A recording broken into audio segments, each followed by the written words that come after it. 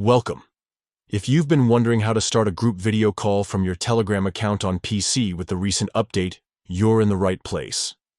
It's a straightforward process that lets you connect with your friends, family, or colleagues seamlessly. Let me guide you through the steps. First, open your Telegram app on your PC. Make sure you are logged into your account. Once you're in, navigate to the group where you want to start a video call. You can either search for the group or scroll through your chats to find it. After opening the group chat, look for the call icon located at the top of the chat window. This icon is typically in the middle among other icons. Click on it. Next, you will see an option to start a video chat. Select Start Video Chat to initiate the video call. Telegram will then prompt you to choose your account if you have multiple profiles linked. Choose the account you'd like to use and click Continue. And that's it. Your group video call is now live, and all members of the group will be notified to join. You can chat face-to-face with everyone in the group, share screens, and collaborate easily right from your PC.